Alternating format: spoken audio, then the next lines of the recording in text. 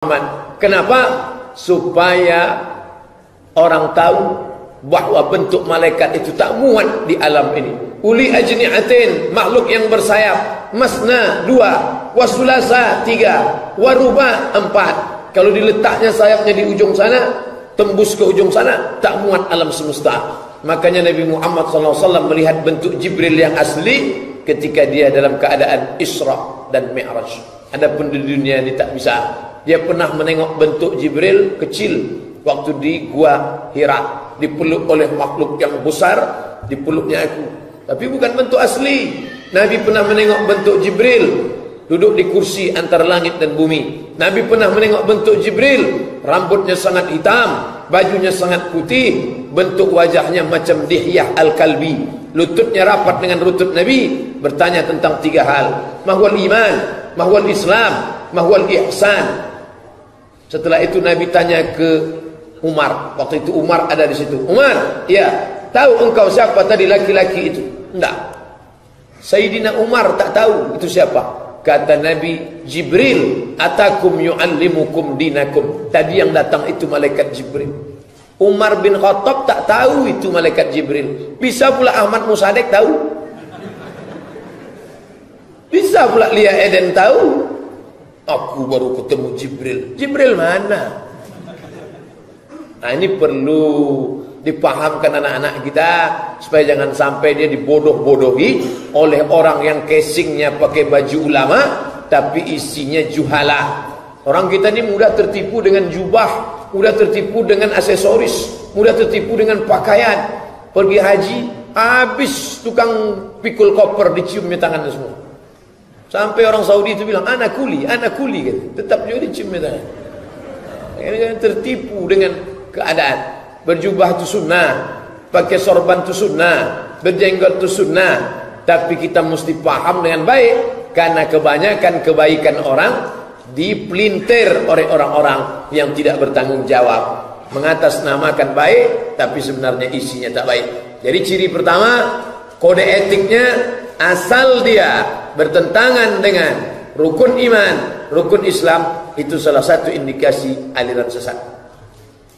2. Meyakini mengikuti akidah yang tak sesuai dengan Quran dan Sunnah.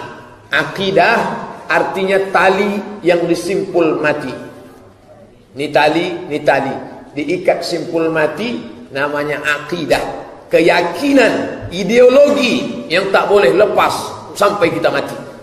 Jangan ikatan akidah macam ikatan tali sepatu, terasa sempit, dilonggarkan.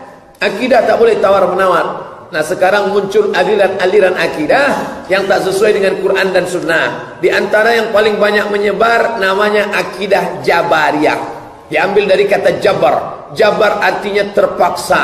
Dia katakan hidup dia ini terpaksa macam wayang.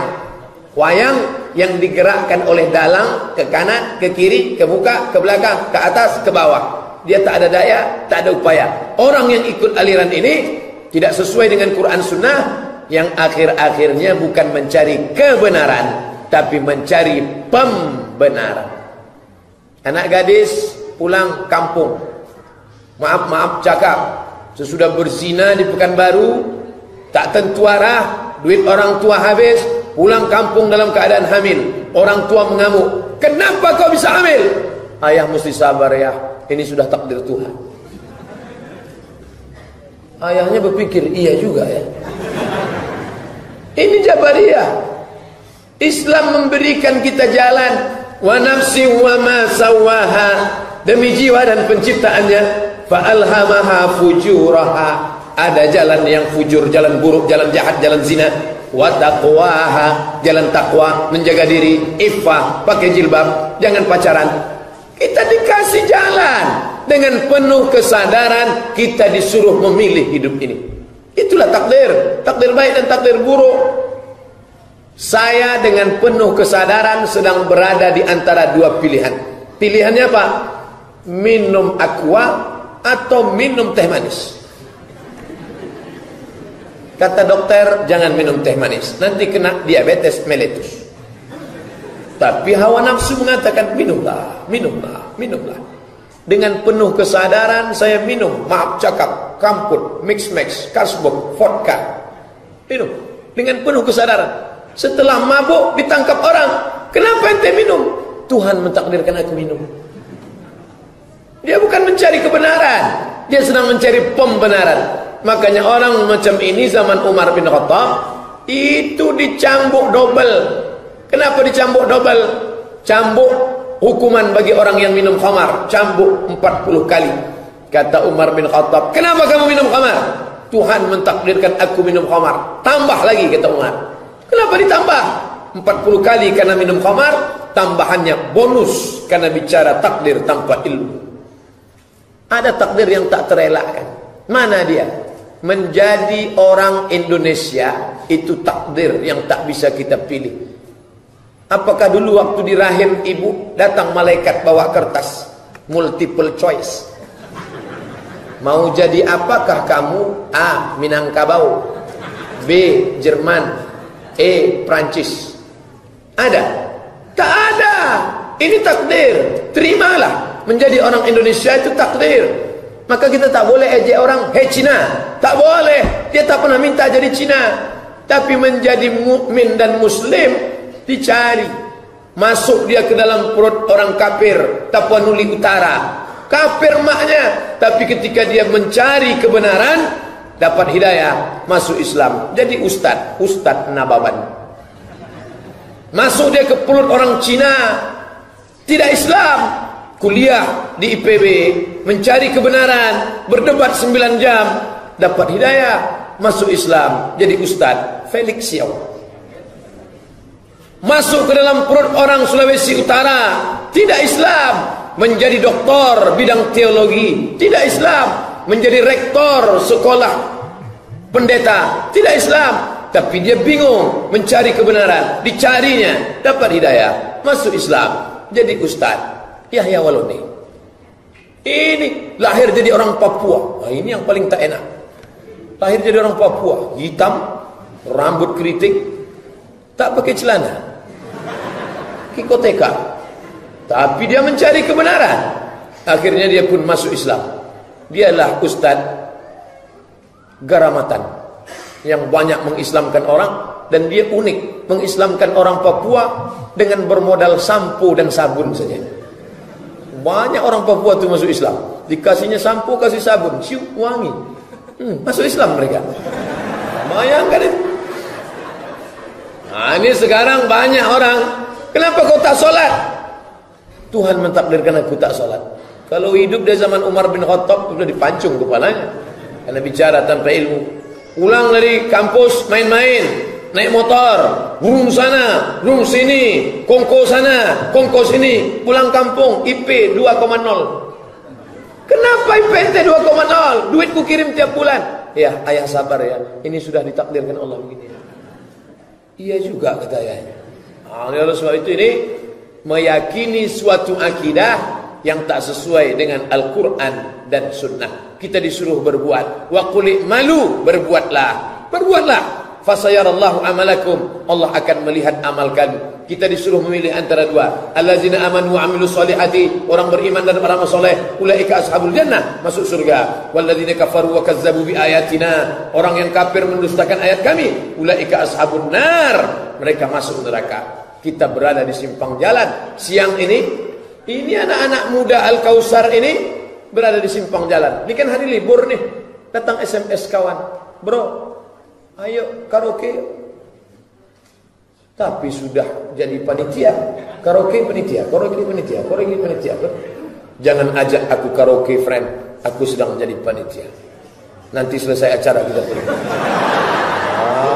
Inilah.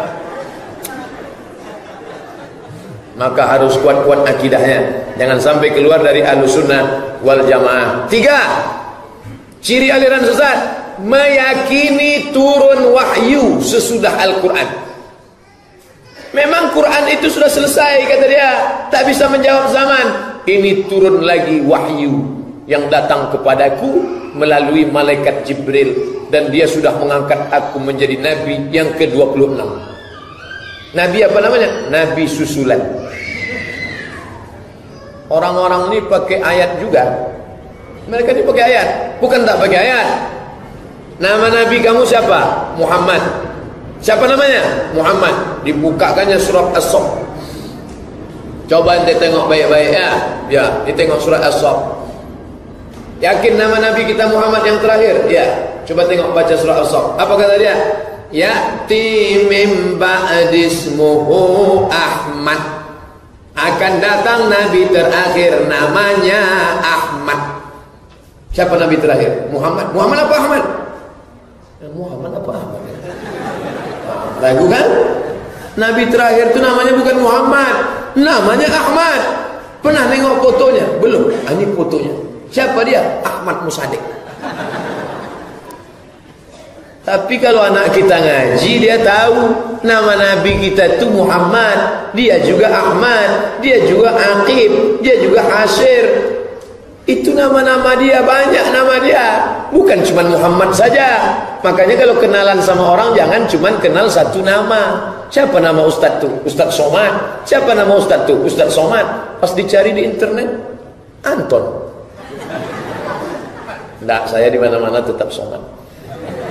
Artinya apa? Mungkin nama orang itu 2, 3. Jadi jangan mau dibohongi. Tapi kalau anak-anak kita belajar, paham dia, namanya Nabi ini kita siapa? Muhammad. Dia Muhammad, dia Ahmad. Ente jangan macam-macam. Ini Ahmad nih. Oh, kalau begitu semua Ahmad Nabi lah. Nanti kalau begitu, kalau terlalu kepedean, asal ada namanya di situ. Oh, kalau begitu Nasrullah pun Nabi. Iza jaa Nasrullah. Muhammad 25, Ahmad 26, Nasrullah 27. Nanti ada lagi yang 28. Siapa namanya? Ini dia. Qul huwallahu ahad, Allahus somad. Tak bisa begitu.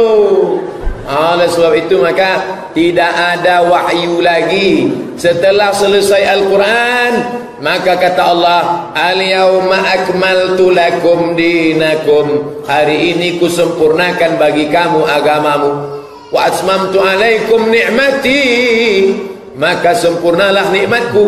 Wa raditu lakumul Islam. Aku berikan Islam dina sebagai agama. Tidak ada lagi Nabi sesudah Nabi Muhammad. Tidak ada wahyu lagi turun. Tapi orang ini pandai berkerit, berkilah, berbelok-belok. Memang wahyu tak ada lagi Pak Ustaz. Memang wahyu tak ada Pak Ustaz. Tapi ilham ada. Guru kami ini dapat ilham. Orang kita pun terkecoh. Kalau dia dapat ilham, ilhamnya tetap tidak keluar dari Quran dan Sunnah. Aku tinggalkan kata Nabi 2 tiang pancang. In tamassaktum bihima. Kalau kalian pegang yang 2 ini, lan tadillu. Kalian tak akan sesat abada selamanya. Al-Quran dan Sunnah. Quran dan Sunnah Nabi Muhammad sallallahu alaihi wasallam. 4. Mengingkari otentisitas kebenaran isi Al-Quran. Ini sesat nih. Kamu sholat, saya alat sholat percaya Pak Ustaz. Kamu puasa, saya ayat puasa percaya Pak Ustaz. Jangankan puasa, ayat hari raya aja saya percaya. Tapi ayat jilbab nih saya agak-agak ragu nih Pak Ustaz. Makanya sampai sekarang saya masih pakai jilbab setengah hati lagi Pak Ustaz. Saya belum lagi pakai jilbab Pak Ustaz. Maka ini meragukan otentisitas Al-Quran. Kalau kita sudah percaya raditu billahi rabba wa bil islami dina wa bi muhammadin nabiyya wa rasula wa bil qur'ani imama, maka percaya kepada Quran dari Al-Fatihah sampai An-Nas. Saya ayat salat percaya, ayat puasa percaya, tapi ayat zakat saya tak percaya. Karena kalau sudah masalah keluar duit ni sakit hati saya. Tak bisa. Udkhulu ya ayyuhalladzina amanu, hai orang beriman, udkhulu fis silmi, masuklah kamu ke dalam Islam kafah. Kafah. Apa arti kafah itu Pak Ustaz? Kabeh. Utuh. Downloadnya harus dari 1 sampai 100. Jangan 75 berhenti. Tak berhasil, gagal, videonya tak bisa dibuka. Maka harus utuh downloadnya. Begitu juga dengan Islam. Kamu terima Islam ini utuh. Jangan sampai lagi menyimpang seperti yang digariskan Allah dalam Quran, yang diperintahkan Allah melalui Rasulnya dalam sunnah-sunnah Nabi Muhammad sallallahu alaihi wasallam. Yang kelima, melakukan penafsiran Al-Quran yang tidak sesuai kaedah-kaedah tafsir. Orang belajar tafsir, Dr. Mustafa Umar tu belajar tafsir berapa tahun? Di Al-Azhar 4 tahun, di IIU 14 tahun. IIU, International Islamic University, sampai mendapat gelar PhD, Philosophy of Doctor, baru bisa menafsirkan Al-Quran. Masuk IIU itu, skor bahasa Inggrisnya mesti 550, TOEFL, Test of English Foreign Language. Bahasa Arabnya jangan tanya lagi, baru bisa menafsirkan Al-Quran. Ini enggak, enak aja menafsirkan Al-Quran menurut kepala otaknya. Pakai apa dia menafsirkan Quran? Pakai Quran sebiji. Allah telah berfirman dalam Al-Quran. Begitu dibantah, Bapak berdasarkan metodologi apa? Saya tak pakai metodologi, langsung Jibril mengirimkan wahyu ke saya. Dhalla wa adalla, sesat dan menyesatkan. Maka perlulah kita melihat kapabilitas, kemampuan, keahlian. Betul kata Nabi, idza wussidal amru ila ghairi ahlihi, kalau diserahkan suatu perkara bukan pada ahlinya, fantaziris sa'ah, tunggulah kehancuran. Di Mesir, kalau bukan taman Al-Azhar, kalaupun dia tak taman Azhar, harus ada pengakuan. Itulah maka taman Azhar itu titelnya LC. LC itu singkatan dari licence. Licence artinya ijazah. Ajaza yujizu ijazah. Orang ini sudah dapat ijazah untuk mengajarkan tafsir, hadis, fikih. Saya bukan mengecilkan alumni UIN, saya mengajar di UIN. Anak-anak UIN itu sudah diberi ijazah STHI. Nah, saya jangan dekatkan, hilang bahan saya. Sarjana Teologi Islam, bagian Quran, bagian hadis, filsafat Islam. SHI, Sarjana Hukum Islam, sarjana SPDI, sarjana Pendidikan Islam, diluruskan akidahnya. Ini ndak sekolah belajar agama entah kapan, hanya baca-baca-baca, mengaku sudah cukup, ngomong ngawur, dan orang jahil pula suka sama yang ngawur-ngawur nih. Bercampur pula sama sihir-sihir sikit. Makin menjadi-jadilah dia. Ustaz Somad tu tak ada tahu apa-apa tu, mengkaji kulit kitab aja tu. Ini yang asli hakikat tu. Tengok, tak luka kan? Bercampur dengan jin, dengan setan, dengan hantu. Makanya apa kata ulama dalam kitab Al-Lumah karya At-Tusi, idza ra'aita ar-rajula, kalau kau tengok ada orang yatiru fil hawa, bisa terbang di atas awan, yamshi 'alal ma, berjalan di atas air, la taghtar, jangan kau tertipu. Kenapa? Karena setan pun bisa melakukan seperti itu. Terbang di atas awan, jalan di atas air, jangan tertipu, karena iblis pun bisa melakukan seperti itu. Lalu yang dipandang itu apa? Pandanglah istiqomahnya menjalankan syariat agama Allah. Kalau dia sudah melenceng daripada Quran Sunnah, jangan lagi ikut. Ini terlalu fanatik. Jelas-jelas guru tadi minum kamput, minum tua, ikut juga. Itu kan sudah bertentangan dengan syariat itu. Syariat itu untuk orang yang kulit-kulit kitab aja tuh. Ini guru kami sudah sampai tingkat hakikat ini. Saya tengok dengan mata kepala saya dia minum kamput. Itu nampak kamu kamput. Sebetulnya kalau sudah sampai lehernya berubah jadi zam-zam. Tak betul. Batil. Batil. Syaitan menyesatkan. Wala udillannahum, aku sesatkan mereka dari jalan Allah. Wala umanniyannahum, aku buat mereka berhalusinasi, berimajinasi, sampai akhirnya mereka diseret masuk ke dalam neraka jahanam. Nauzubillah. Selanjutnya yang keenam, mengingkari kedudukan hadis Nabi. Tak percaya hadis. Ingkar hadis sesat, bahkan bisa jatuh ke dalam kafir. Tadi kita sholat zuhur 4 rakaat. Coba carikan ayat Quran yang menyebutkan sholat zuhur 4 rakaat. Dari Al-Fatihah sampai An-Nas. Ya ayyuhalladzina amanu shollu sholataz zuhri 4 rakaatin adaan makmuman lillahi ta'ala. Ada tuh ayatnya Pak Ustaz? Tak ada, saya aja ngarang-ngarang. Tidak ada. Yang ada dalam Quran itu wa aqimus shalah, dirikan salat. Alladzina yuqimuna shalah, mereka mendirikan salat. Tidak ada dalam Quran salat zuhur 4 rakaat setelah tergelincir matahari. Lalu penjelasannya itu di mana? Dalam hadis Nabi. Wa atuz zakah, bayarlah zakat. Mana ada dalam Quran kalau kambingmu 40 ekor, zakat kambing 1. Kalau ontamu 5 ekor, zakatnya 1 kambing. Kalau gandummu 520 kilo, zakatnya 5%. Kalau pakai irigasi, kalau pakai tada hujan, zakatnya 10%. Itu tidak ada. Penjelasannya itu di mana? Dalam hadis Nabi. Maka nanti kalau ada kelompok ingkar hadis, sesungguhnya mereka ingin merobohkan bangunan Al-Quran. Teorinya teori biliar. Yang ditembak bola putih, yang mau dimasukkan bola merah. Ditembaknya putih, sebenarnya yang mau dimasukkan merah. Kata dia, saya percaya Quran, tapi saya tak percaya hadis. Sebenarnya dengan dia ingkar hadis, automatically dia sudah ingkar kepada Quran.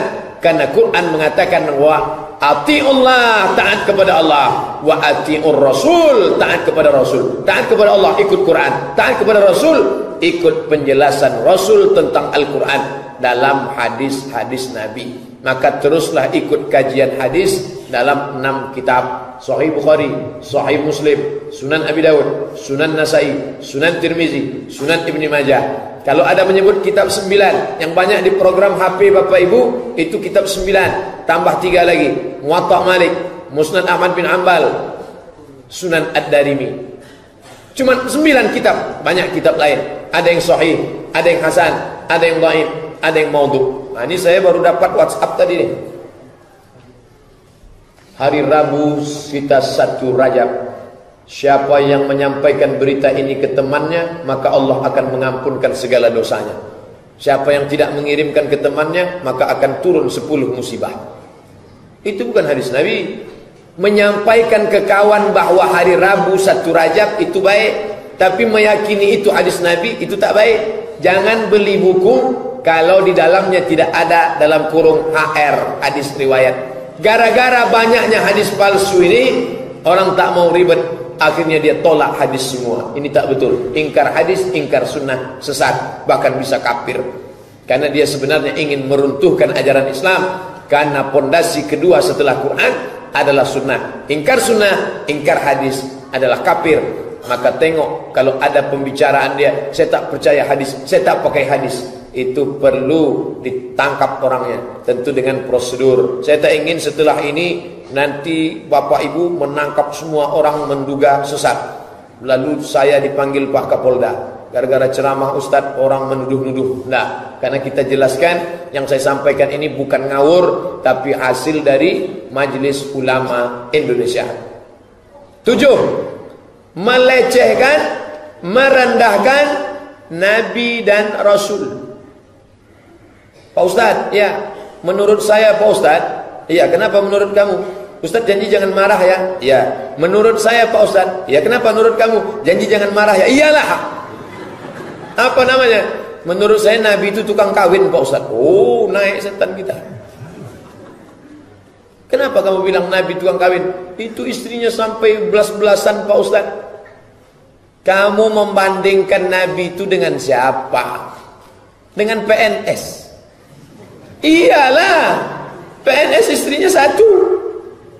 Coba bandingkan dengan raja-raja, penguasa-penguasa zaman dulu itu berapa? Raja King Saud itu berapa istrinya? Lebih 30. Nabi Muhammad cuman berapa? Ada yang mengatakan 9, ada yang mengatakan 12. Kalau terhitung cara menghitungnya, karena ada yang setelah menikah kemudian dilepasnya, paling banyak tak sampai 13. Itu kata orang banyak. Belum ada apa-apanya dibandingkan Nabi Daud. Nabi Daud berapa istrinya? 100. Kalian ngejek Nabi Muhammad? Iya, buka kitab kalian Perjanjian Lama. Sulaiman, kalian nyebutnya Solomon. Berapa disebutnya di situ Solomon? Solomon punya istri 1000. 1000 bininya. Bayangkan kalau dia ikut caleg. Yang 1000 itu aja nyoblos menang deh. Belum lagi mertuanya sama adik ipar. Itu hebatnya Sulaiman. Jadi kalau kalian ngejek kami Nabi Muhammad cuman 9, 10, 11, 12, itu tak ada apa-apanya dibanding Sulaiman. Sulaiman 1000. Makanya diagung-agungkan mereka, King Solomon. Orang-orang barat menyebut King Solomon. Bahkan katanya kekuasaannya ada penulis menyebut sampai ke Yogyakarta, dipanggil Sleman. Orang kita ini suka ngawur-ngawur, melecehkan, maka itu termasuk kategori aliran sesat. Itu Ustaz tadi menyebut Nabi Sulaiman, saya tak melecehkan, saya menceritakan data bahwa jangan katakan Nabi Muhammad itu istrinya banyak, tergantung membandingkannya dengan apa. Kalau dibandingkan dengan sultan-sultan, raja-raja, saya nyimpan bukunya di rumah, sengaja tak saya bawa. Apa isinya? Ada salah satu raja di Pulau Sumatera, saya tak mau sebut dia dari kabupaten provinsi mana. Istrinya, raja di Pulau Sumatera, istrinya, saya waktu membaca sampai terbelalak mata saya, 3.000 orang kalah Nabi Sulaiman. Hebat orang Sumatera ini lagi. 3.000 orang, saya yakin kalau 3.000 itu tak ingat itu lagi. 3.000, ada bukunya di rumah. Yang serius nanti saya pinjamkan. Jadi jangan kalian ejek Nabi Muhammad SAW. Ini orang-orang ini latah, banyak yang latah. Cukuplah orang kafir saja latah mengejek-ejek Nabi kita. Orang Pekanbaru ini pun ikut-ikutan pula mengejek-ejek orang Islam. Dia mancing-mancing. Orang Islam ini alhamdulillah masih bisa sabar. Yang terjadi di Pasir Putih, yang terjadi beberapa hari ini, alhamdulillah saudara-saudara kita dari FPI menangkap, diserahkan ke Polda. Itu kalau tidak ditangkap FPI bisa mati dia. Nanti ketika dia mati, dituduhlah orang Riau teroris. Orang Riau ini lembut, lunak. Tapi kalau dipancing-pancing begitu, keluar juga kerisnya nanti. Bapak Ibu yang dimuliakan Allah Subhanahu wa ta'ala, maka jangan melecehkan Nabi.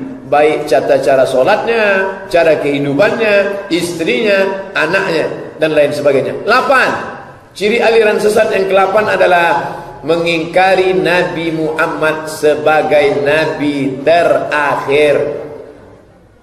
Ternyata Ustaz Somad, setelah Nabi Muhammad itu ada lagi 3 Nabi. Dari mana saja dia? Dari Bogor namanya Ahmad Musadek, dari Jakarta Lia Eden, dari Bandung yang terakhir ditangkap namanya Cecep. Jadi kepolisian yang paling hebat di dunia itu Kepolisian Republik Indonesia, mengalahkan LAPD, Los Angeles Police Department. Kalah, bisa menangkap 3 nabi dalam setahun. Ahmad Musadek, Lia Eden, Cecep. Yang susah menangkapnya Ahok. Itu agak payah sih. Karena kata Lia Eden, Ahok itu adalah titisan dari 2 dewa monyet. Itu bukan saya yang bilang.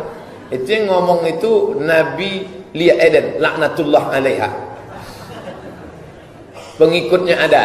Dan ternyata aliran-aliran sesat ini disupport oleh Amerika. Sengaja diberikan dana dan dikirimkan duit besar-besaran. Makanya pengacara-pengacara mereka getol membela. Atas nama apa? Human right, hak azazi manusia. Untuk apa? Menghabiskan energi umat Islam, sehingga tak lagi-lagi memikirkan bagaimana membangkitkan ekonomi umat, bagaimana supaya umat ini menjadi mandiri. Habislah otak memikirkan nabi-nabi palsu yang banyak ini.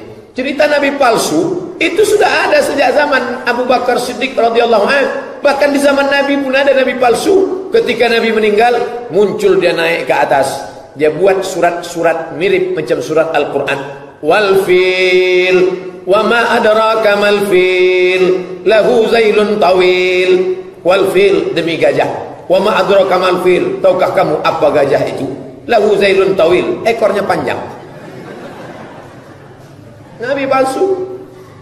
Cuman bedanya sama zaman sekarang. Zaman dulu nabi palsu itu ditangkap, dipancung kepalanya, mati si nabi palsu bernama Musailamah Al-Kadzab di tangan seorang berkulit hitam bernama Wahsy. Maka apa kata Wahsy? Tanganku ini pernah membunuh orang paling baik. Paman Nabi Hamzah bin Abdul Muttalib meninggal di tangan Wahsy. Tapi ditebusnya dosanya, masuk Islam, tobat nasuha, dan dia membunuh si nabi palsu namanya Musailamah Al-Kadzab. Maka kalau ada preman-preman yang pernah membunuh, ingin tobat, cari nabi palsu, bunuh. Tapi kalau tertangkap, jangan libatkan saya. Saya cuma menceritakan sejarahnya saja. Nah, begitulah cara taubat nasuha. Artinya apa? Sebelum masuk Islam dia keras, tapi setelah masuk Islam dia tegas. Sebelum masuk Islam keras, tak tentu arah. Setelah masuk Islam tegas. Ini enggak, sebelum masuk Islam keras, begitu dah masuk Islam letoy. Itu ada orang ngejek-ngejek agama kita, biarkanlah, kita sabar aja. Tak betul. Dulu sebelum masuk Islam rajin binaraga, gambar ular kobra. Setelah masuk Islam gambar cacing. Ini tak betul. Siapa lagi membela agama Islam ini? Makanya kapan orang berani solat di dekat Ka'bah? Kapan orang berani baca Quran jahar? Kapan orang berani menunjukkan identitas aku Islam? Setelah Umar bin Khattab masuk Islam. Siapa itu Umar bin Khattab? Pemenang juara gulat pasar Ukas. Maka perlu pegulat, petinju itu diajak masuk Islam. Preman-preman yang bertatu, yang antingnya sebesar bulu lubang hidung. Besar lubang hidung, besar bulu anting dia lagi. Nah, itu diajak masuk Islam. Tapi setelah itu dia bertobat, dekat kepada Allah. Di Jepang itu Yakuza itu jadi imam. Bayangkan itu. Yakuza itu tatunya sampai ke ujung kelingking. Semuanya bertatu. Dalam telinga pun bertatu. Tapi setelah masuk Islam, lembut menjadi imam. Luar biasa. Nah, maka ketika mereka ini masuk Islam, orang-orang yang mengejek-ejek Islam itu pun takut. Nabi Muhammad SAW setelah meninggal, datang nabi-nabi palsu dan diperangi. Ketika memerangi nabi palsu Musailamah Al-Kadzab, maka meninggal sahabat yang hafal Quran sebanyak 70 orang meninggal. Apa pelajaran dari sini? Bahwa yang hebat-hebat menunggang kuda, yang hebat-hebat memanah, yang hebat-hebat main pedang, itu adalah para penghafal Quran. Jadi kalau adik-adik sudah hafal Quran, pandai naik kuda, pandai memanah, pandai main tombak, mantap. Ente gayang metal, hafal Quran? Enggak. Naik kuda pandai? Kuda di mall SKA pandai. Ustaz pandai naik kuda? Oh, di Al-Falah naik saya. Begitu naik, foto turun balik. Untuk update status saja. 9. Mengubah, menambah, mengurang. Mengubah, menambah, mengurang. Apa yang dikurang? Ibadah yang sudah ditetapkan dalam syariat Islam. Haji dirobahnya. Balik dia ke hotel. Orang 7 kali putaran, dia 1 kali balik. Ente kok 1 kali? Itu namanya tawaf win zip, Ustaz. Jadi yang 7 kali diputarnya. Kamu tadi wukuf di mana? Saya wukufnya di atas jam gadang tower Zamzam. Tak bisa. Ini merubah cara ibadah yang diajarkan Nabi SAW. Maka itu salah satu. Mengurangi, menambah. Solat ke masjid tak pernah. Kamu solat di mana? Saya solat di rumah, Pak. Betul, Bu. Suami ibu tuh solat di rumah. Iya, Pak Ustaz. Di mana solatnya? Di kamar. Ibu nengok? Enggak. Asal dia solat dikuncinya pintu. Coba ibu pasang CCTV biar kita tengok. Tengok rupanya solatnya jamak terus. Zuhur jamak takdim dengan asar, maghrib jamak takdim dengan isya, subuh jam 6:15. Abang ni ibadah apa? Yang penting kita berserah diri kepada Allah. Kenapa tak ke masjid? Orang yang ke masjid itu penuh dengan riak itu. Tak betul. Ini tak betul. Jadi jangan nanti, saya sebetulnya mau ke masjid nih Pak Ustaz, tapi saya kalau ke masjid nanti takut riak. Datang ke masjid, ikuti syariat Nabi Muhammad, bahwa dalam hati ada perasaan riak, buang jauh-jauh. Yang diikut itu bukan cakap orang. Wa in tuti aktsara man fil ardi, kalau kau ikut cakap kebanyakan orang di muka bumi, yudilluka an sabilillah, mereka akan menyesatkanmu dari jalan Allah Subhanahu wa taala. Oleh sebab itu, maka salah satu cirinya adalah merubah tata cara solat, merubah tata cara puasa, merubah tata cara haji, merubah tata cara zakat. kadar, takaran, aturan.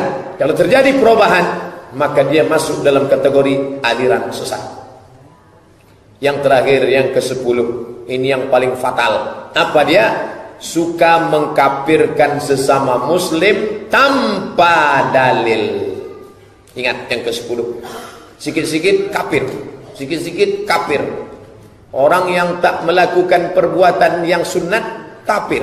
Padahal kalau tak melakukan perbuatan sunat itu hanya makruh.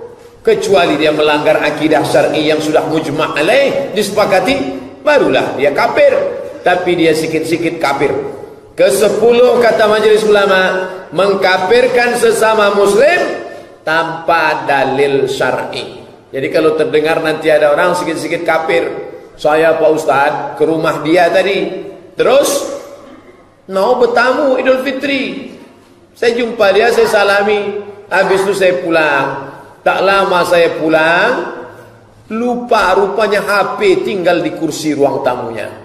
Saya masuk ke rumahnya, lama dia buka, Assalamualaikum, Assalamualaikum. Tapi karena saya lama mengetuk, dia buka. Saya tengoklah dia rupanya sedang mengepel Pak Ustaz.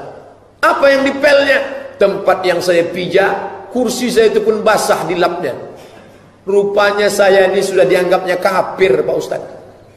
Mengkafirkan orang hanya karena berbeda guru. Mengkafirkan orang hanya karena berbeda masjid. Mengkafirkan orang hanya karena berbeda cara pelaksanaan.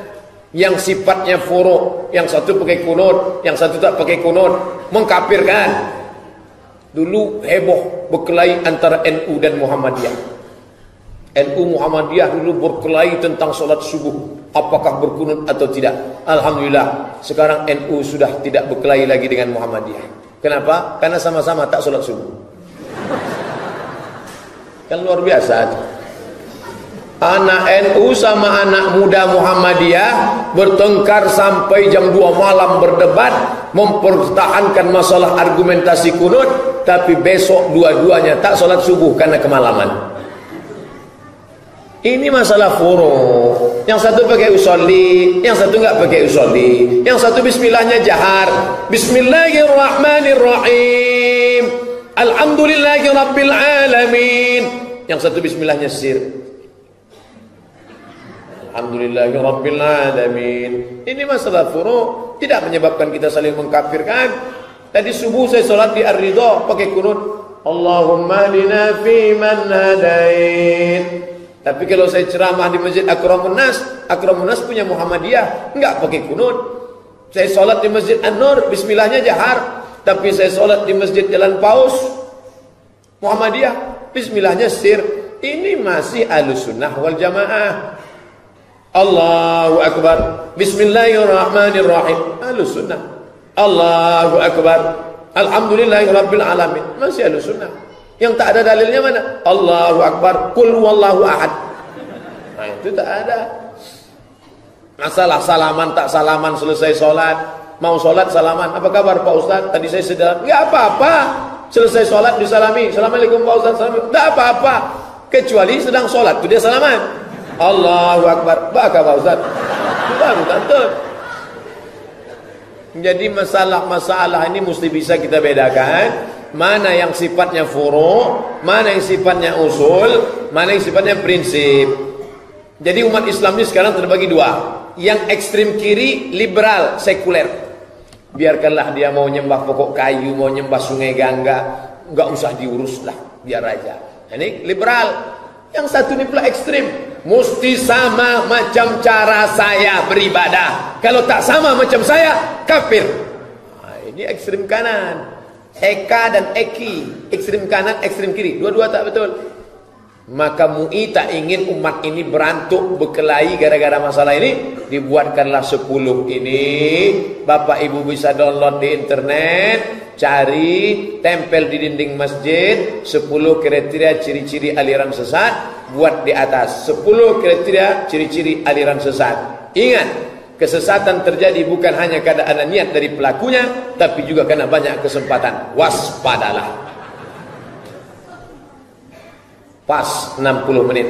Tadi jam 1:15. Sekarang jam 2:15. Saya di mana-mana ceramah 60 menit sesuai yang tertulis di botol aqua 600 ml. Tapi Masjid Al-Kausar ini dibuatnya pula 2 botol. Ditambahnya pula lagi 1 teh manis.